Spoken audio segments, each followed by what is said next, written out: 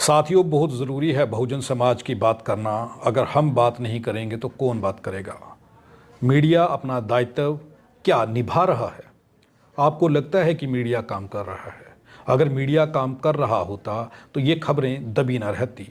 रोहित वेमुला, पायल Tadvi, professor Chandrashekhar, इनका जिक्र आज क्यों नहीं हुआ? क्यों रोहित वेमुला की आवाज़ और उसकी हत्या को छुपा दिया गया? इसको छुपाने का प्रयास क्यों किया गया? राजनीतिक दलों ने जो किया सो किया, लेकिन मीडिया ने भी जो भूमिका निभाई वो बेहद शर्मनाक है। उन लोगों की इस जंग की कहानी में कुछ तो है जिस पर चर्चा करना बनता है। आज रोहित वेमुला पर, आज उनका शहादत दिवस है। आज उनकी शहादत को लेकर के हम चर्चा करने के लिए एडवोकेट अशोक बसोत्रा जी के पास पहुंचे हैं। बहुत बहुत स्वागत है सर हमारे प्रोग्राम में। बहुत बहुत शुक्रिया संसार जी। सर, ये एक कॉमन सवाल है, रोज़ लोग पूछते हैं, कब तक बहुजन समाज के युवाओं की हत्याएं होती रहेंगी? कब तक उन लोगों की हत्याओं के ऊपर चर्चा नहीं होगी कि हत्याएं कैसे हो रही हैं? ये कब तक चलेगा? देखिए संसार जी, लोकतंत्र की एक बड़ी ही खूबसूरती रहती है। जो समाज जागरूक रहता है वो रूलिंग पोजीशन में जाने की कोशिश करता है, और जो रूलिंग पोजीशन में आ जाता है उस समाज पे कभी अत्याचार नहीं होते हैं। बहू बेटियों की इज्जत भी उनकी ही लुटती है जो सजग नहीं होते, जागरूक नहीं होते जी। महामना ज्योतिबा फुले, क्रांति ज्योति माता सावित्रीबाई फुले, बाबा साहब डॉक्टर भीमराव अंबेडकर, पेरियर ईवी रामास्वामी नायकर, सारे हमारे जो महामानव हुए हैं, जो मॉडर्न इंडिया में हुए हैं, सब ने हमें एक ही रास्ता दिखाया है कि एक तो मुनज़्ज़म हो जाओ, इकट्ठे हो जाओ, और जितनी जल्दी हो सकता है इस देश की बागडोर अपने हाथ में ले लो। और बाबा साहब के संविधान के लागू हो जाने के बाद 26 जनवरी 1950 का जो एरा है, उसमें बहुत बड़ी तादाद में हमारे लोगों की एजुकेशन बढ़ी है, पैसा बढ़ा है, सूझबूझ समझ बढ़ी है, मगर अभी भी हम रूलिंग पोजीशन में नहीं आना चाहते। तो ये जागरूकता यूनाइट करके अल्टीमेटली रूलिंग पोजीशन में आने की जो बात है, वहाँ तक जब तक हम नहीं पहुँचेंगे, हमारे बच्चों के साथ ये सब होता रहेगा, हमारे प्रोफेसर्स के साथ, असिस्टेंट प्रोफेसर्स के साथ, एजुकेशनल इंस्टीट्यूशन जितने भी हैं, शिक्षण संस्थान, चाहे वो प्रोफेशनल है या एकेडमिक है, सब जगह पे ये चीज़ें होती रहेंगी। और मेरा ऐसा मानना है कि हमारी बच्चियों के साथ, हमारी बहू बेटियों के साथ भी वो सब होता रहेगा जब तक हम बाबा साहब की उस बात पे नहीं आते कि अल्टीमेटली हमें शासनकर्ता जमात बनना है। रोहित वेमुला की आज रोहित वेमुला का आज शहादत दिवस है। इस पर बात करना इसलिए ज़रूरी है कि रोहित वेमुला की शहादत को दबा दिया गया, उस कहानी का जो चैप्टर था वो क्लोज़ कर दिया गया, उस फाइल को दबा दिया गया, चर्चा नहीं हुई। जबकि कहा जा सकता है कि रोहित वेमुला की हत्या जो है वो की गई है, उसे मजबूर किया गया है इस हद तक पहुंचने के लिए। देखिए, रोहित वेमुला की हत्या इंस्टीट्यूशनल मर्डर था, इसमें कोई दो राय नहीं है।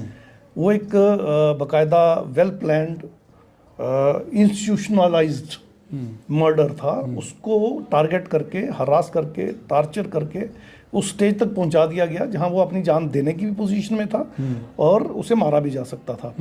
शेर पुत्र था, दलेर था, दमदार था, शहीद हुआ है, वो मरा नहीं है। और मेरा पूरी तरह से विश्वास है वो सुसाइड उसने नहीं किया होगा, बाकायदा उसका मर्डर किया गया होगा। अब क्योंकि मर्डर करने वाले ही पावर में बैठे लोग हैं, उन्हीं की पुलिस है, उन्हीं की कोर्टें हैं, उन्हीं का सब कुछ है, उन्हीं का मीडिया है, तो बात को दबा दिया गया। पहले तो मैं रोहित वेमुला जी को आज 8 साल हो चले हैं उनकी शहादत को, भावभीनी श्रद्धांजलि अर्पित करता हूँ। हमारा बच्चा था वो, हमारा साथी था एक मिशन का, फुले शाहू अम्बेडकरी विचारधारा का एक बीकन लाइट था वो जी। वो, हाँ आप ठीक कह रहे हैं, मारा गया, मर्डर हुआ, और उसके बाद उस पर जितना धूल जमानी थी, मिट्टी डालनी थी, डाली गई ताकि वो दब जाए। मीडिया ने उसको नहीं उठाया, मेन स्ट्रीम मीडिया उसको लेके नहीं चला, पुलिस और कोर्ट की कार्रवाई भी नदारद रही। लेकिन एक चीज़ बहुत बड़ी हुई, रोहित वेमुला एक आइकन बन के उभरे। उनकी शहादत ने पूरे देश के मूल निवासी बहुजनों को, और खास करके फुले शाहू अम्बेडकरी विचारधारा पे जो मिशनरी लोग काम कर रहे हैं, उन सब की कॉन्शियस को झकझोर के रख दिया। तो एक तूफान जो उन्होंने मचाया पूरे भारत में, मेरा ऐसा मानना है उनकी शहादत बेकार नहीं गई। उनकी शहादत के बाद बहुत बड़ी चेतना हम लोगों में आई। आज जिस बात पे हम चर्चा कर रहे हैं और जो इंस्टीट्यूशनलाइज मर्डर जो हो रहे हैं हमारे बच्चों के और जो हमारे एजुकेशनिस्ट के हो रहे हैं, प्रोफेसर असिस्टेंट प्रोफेसर्स के, उस पे फोकस करने के लिए वो एक बहुत बड़ी एग्जाम्पल बन के उभरे। तो मेरा ख्याल है किसी का मरना अगर सार्थक हो तो ऐसा हो। हालांकि उनका मरना मुझे अफसोसजनक लगता है, मगर उनकी शहादत निरर्थक नहीं थी और बेकार नहीं गई। आज भी पूरे भारत में और पूरी दुनिया में वो एक शोध का भी विषय है और एक उनका शहादत का जो इम्पैक्ट हमारी मूवमेंट पे है वो भी एक रिसर्च का इशू बन के सामने आया। रोहित वेमुला पर बड़े सारे ऐसे इल्ज़ाम लगाने का प्रयास किया गया था जो बेबुनियाद बाद में साबित हुए। तो ये अब ऐसे ही डॉक्टर रितु सिंह पर और डॉक्टर लक्ष्मण यादव पर भी इल्ज़ाम लगे हैं और बड़ी जल्दी वो बेबुनियाद साबित भी हुए हैं। तो जब ये इल्ज़ाम लगाए जाते हैं, जब हमारे समाज के बच्चे लड़ रहे होते हैं, उस वक्त हमारे नेता और समाज जो है उनकी सपोर्ट करने की बजाय पीछे क्यों खड़ा रहता है? देखिए, जैसा कि मैंने पहले भी कहा, जागरूकता भी है, अब पैसा भी है, सूझबूझ सोच समझ सब कुछ है, मगर एक कंसोलिडेट एफर्ट जो करना पड़ता है, जो एक मूवमेंट कंसोलिडेट करनी पड़ती है, जैसे फुले शाहू अम्बेडकरी आइडियोलॉजी को लेके एक ऑब्जेक्टिव टारगेट लेके हमें निकलना था, उसमें हम थोड़ा पीछे रह गए। हालांकि मान्यवर डीके खापर्डे जी, कांशीराम जी, दीना बाना जी, इन्होंने एक मूवमेंट चलाई और वो फ्लेयर अप भी हुई, उसके बाद पॉलिटिकल एफर्ट्स भी उसमें हुए। हालांकि अब उस मूवमेंट का कोई ज़्यादा इम्पैक्ट हमें देखने को नहीं मिल रहा, मगर समाज में वो विचर रहे हैं, अभी भी चल रही है वो मूवमेंट कहीं ना कहीं, लेकिन जो रियल इम्पैक्ट वो हमें देखने को नहीं मिल रहा। दूसरा, जिन लीडर्स की आप बात कर रहे हैं, वो अगर ट्रू लीडर्स होते समाज के तो वो समाज के साथ खड़े होते, समाज के साथ हो रहे इन अत्याचारों के खिलाफ लड़ रहे होते। हम देखते हैं जो लोग माइक पे आके या स्टेज पे आके या धरने प्रदर्शन रैलियों में आके बड़े बड़े भाषण देते हैं, शाम को वो आरएसएस हेडक्वार्टर में या भाजपा के जो ओहदेदारान हैं, अहलकार हैं, उनके वहाँ जाके हाजिरी दे रहे होते हैं। तो वो अपने समाज को गुमराह करते हैं। बेसिकली उनके अपने पर्सनल मफाद हल नहीं होते, उसके लिए थोड़ी आवाज़ उठाते हैं, जाके सौदा कर लेते हैं।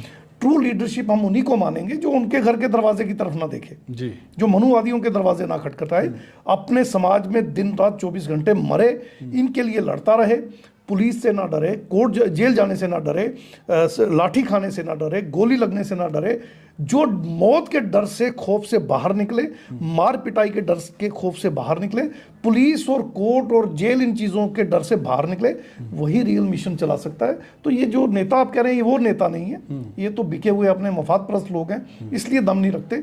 दम जैसे रोहित वेमुला ने रखा, जान दे दी, पीछे नहीं हटा। पायल तड़वी, जान दे दी, पीछे नहीं हटी। तो इस तरह लक्ष्मण यादव देखिए, पूरे समाज के बीच में अब वो खुले तौर पे आज़ाद होकर अब लड़ रहे हैं। इसी तरह डॉक्टर रितु सिंह जी को देखिए, अगर वो चाहती वो भी तो घर जा सकती थी, वो चाहती तो कंप्रोमाइज़ भी कर सकती थी, मगर उन्होंने ना विचारधारा पे कंप्रोमाइज़ किया, ना अपने ऑब्जेक्टिव को छोड़ा, और आज भी वो सड़कों पे लड़ रही हैं। तो लीडर इनको कहते हैं, जिन्हें आप लीडर कह रहे हैं, जिनके आप उदाहरण दे रहे हैं, वो लीडर नहीं है, वो मफाद प्रस्त लोग हैं। अपने सेल्फ इंटरेस्ट के लिए थोड़ी सी आवाज़ उठाते हैं और फिर जाके अपना सौदा कर लेते हैं, बिक्रिंग कर लेते हैं, छोटे छोटे मफाद पे बिक जाते हैं। उन्हें मैं नेता ना कहता हूँ, ना मानता हूँ, और ना ही बाबा साहब उनको नेता मानते थे। मतलब बिकाऊ नेता है वो बिके हुए हैं। जाहिर सी बात है, अगर वो समाज के लोग हों तो 24 घंटे समाज में मरे, समाज के लिए जिए, समाज के लिए मरे। लेकिन समाज भी तो नहीं समझता, वो वोट कास्ट करता है, उन लोगों को वोट देता है। देखिए, समाज के पास अल्टरनेटिव नहीं दे पा रहे हम। ये यहाँ मैं अपनी थोड़ी सी कमी भी मानूंगा। हम लड़ रहे हैं, हम लगातार संघर्ष कर रहे हैं, हम समाज को ट्रू लीडरशिप जो अभी नहीं दे पा रहे। हालांकि उस पर हम काम कर रहे हैं लगातार। पीछे हमने दी थी वो लीडरशिप, काफ़ी आगे तक चली गई थी, मगर बाद में जब पीछे से कुछ बिक्रिंग हो गई, कुछ बिक गए लीडर, तो मूवमेंट फिर धराशायी हुई, ज़मीन पे आ गई। लेकिन फिर हमने एक एफर्ट शुरू किया है, काफ़ी बड़े पैमाने पे। अब हमें फिर से वैसे लोग मिलने लग गए हैं, उन पे हम काम कर रहे हैं, उनको कैडराइज कर रहे हैं, तैयार कर रहे हैं। आने वाले समय में आप देखेंगे जम्मू कश्मीर में और बाहर पूरे हर राज्य में फिर से एक बार लीडरशिप में उछाल आएगा, और लोग इंतज़ार कर रहे हैं। ये उछाल जो है, ये लोगों को अल्टीमेटली एक अच्छी लीडरशिप देगा और हम फिर उस ओर अग्रसर होंगे। आप कह रहे हैं उछाल आएगा। 2024 में देश के प्रधानमंत्री नरेंद्र मोदी दावा कर रहे हैं कि दोबारा से भाजपा की सरकार आएगी। देखिए, सरकारें आती जाती रहेंगी। नरेंद्र मोदी जी को लगता है कि नरेंद्र मोदी ही सब कुछ है, या अगर किसी एक पार्टी की सरकार आ जाए तो वो बड़ी उनकी चलती है। उनको याद रखना चाहिए, इतिहास जो है वो कुछ और है। इंदिरा गांधी के टाइम पे भी इंदिरा गांधी कहा करती थी भारत ही इंदिरा गांधी, इंदिरा गांधी ही भारत है। और आप तो गुरु ग्रंथ साहब को स्टडी करते होंगे, शेख फरीद का उसमें बहुत चर्चा रहता है। उन्होंने कहा है, शेख फरीदा जग ना कोई थिर रहा, जिस आसन हम बैठे केते बैस गया। तो नरेंद्र मोदी को ये याद रखना चाहिए, इस गद्दी पे कई बैठे कई चले गए। तुम परमानेंट ना हो थे, ना हो सकते हो। इस दुनिया में ना कोई परमानेंट था, ना है, ना होगा। तो प्रधानमंत्री भी ना कोई परमानेंट था, ना है, ना होगा। नरेंद्र मोदी अगर बैठे भी रहेंगे और 5 से 10 साल, तो अल्टीमेटली इनको एक दिन मरना भी है। फिर क्या करेंगे? मर के कैसे बैठेंगे इस गद्दी पे? तो ऐसा नहीं होता। इनको अभी ईवीएम, धन बल, बाहुबल, बेइंतहा लूटा हुआ पैसा 25-25 लाख करोड़ अडानी को देके उसका हिस्सा लेते होंगे। इस तरफ कितने लोगों को दे रहे हैं? 205 लाख करोड़ रुपया जो कर्जा है, उसमें से 1.5 लाख करोड़ तो इन्होंने अपने एसोसिएट्स को बांटा है। तो अगर आधा भी इनके हिस्से में आया हो तो 75 लाख करोड़ की गेम खेल ही रहे हैं। कब तक खेलेंगे? खेलते रहें। अल्टीमेटली यहाँ कोई परमानेंट नहीं है। रही बात 2024 की, मेरा ऐसा मानना है कि इस बार जनता जो है अकल का इस्तेमाल करेगी और अल्टीमेटली इस फासिस्ट फोर्स जो है आरएसएस और भाजपा की जो और हिंदुत्ववादी संगठनों का ये जो हम फासिज्म देख रहे हैं आज भारत में, ये अब चरम सीमा पे है, खत्म होने पे है। ये दिया बुझने से पहले फड़फड़ाता है, वही दिया फड़फड़ा रहा है, मेरा ऐसा मानना है। रितु सिंह ने एक गुहार लगाई है कि पूरे भारत से बहुजन समाज के लोग अगर उनके धरना प्रदर्शन, उनके आंदोलन का हिस्सा बनना चाहते हैं तो वो सब 19 तारीख को दिल्ली पहुँचें। तो आप इस पर क्या कहेंगे? पूरा समाज सुन रहा है। बिल्कुल, जितने लोग भी जा सकते हैं इसको प्रायोरिटी देनी होगी। ऐसा नहीं जा सकते का ये मतलब नहीं है, वो बहाने तो सबके पास रहेंगे, बहुत सारे काम होंगे, हर एक को प्रायोरिटीज होंगी। तो मेरा ये मानना है कि प्रायोरिटी हमेशा मिशन को रखा जाना चाहिए। और चूंकि ये मिशनरी काल है तो जितने ज़्यादा से ज़्यादा लोग वहाँ जा सकते हैं उन्हें जाना चाहिए और उनके धरना प्रदर्शन में शामिल होना चाहिए। इसके अलावा जो ना जा सकें, अपने अपनी स्टेट में, अपनी अपनी जगह जहाँ भी वो रहते हैं, अपने शहर में, गांव में, कस्बे में, हर जगह उनको 19 तारीख को उनके समर्थन में एक बहुत बड़ी रैली निकाल के उनको संदेश भेजना चाहिए और वीडियो वायरल करनी चाहिए कि अगर हम नहीं आ पाए तो भी हम आपके साथ हैं जी। और जितने ज़्यादा से ज़्यादा लोग जा सकते हैं, मैं उनसे बड़ी विनम्रता से ये निवेदन करना चाहूँगा कि सारे कामों को छोड़ के प्रायोरिटी इस काम को दें। ये जंग मनुवादियों के खिलाफ बहुत बड़ी जंग है और हमारी एक बेटी इस जंग को लड़ रही है। हमें फख्र होना चाहिए कि हमारे पास अब ऐसी बेटियां भी हैं जो इस तरह की जंग में शेरनियां बन के उभरी हैं। उनका पूरा साथ देना चाहिए जी। बहुत बहुत धन्यवाद एडवोकेट साहब हमारे साथ बात करने के लिए। डॉक्टर रितु सिंह ने एक चीज़ कही है कि 19 तारीख के उस आंदोलन में पूरे भारत से जो लोग आना चाहते हैं वो उनके आंदोलन में शामिल हों। उन्होंने एक चीज़ कही है कि अपने साथ वो एक कंबल और एक बाबा साहेब की तस्वीर साथ में ज़रूर लेकर के आएँ। उन्होंने ये भी कहा है कि अगर लोग वहाँ पर नहीं पहुँच सकते, वो अपने अपने फेसबुक पर, व्हाट्सएप पर एक वीडियो बना करके डालें जो उनके सपोर्ट के लिए हो, ताकि सरकार को ये पता चले कि डॉक्टर रितु सिंह और डॉक्टर लक्ष्मण यादव जो लड़ाई लड़ रहे हैं ये छोटी लड़ाई नहीं है। इस लड़ाई को लड़ने के लिए पूरे भारत का मूल निवासी उनके साथ है। आप देखते रहें RTI इंडिया न्यूज़, लोकतंत्र का पहरेदार, ताकि हम पहुंचा सकें अब तक वो खबरें जो नहीं पहुंच रही हैं या फिर जो नहीं पहुंचाई जा रही हैं। धन्यवाद।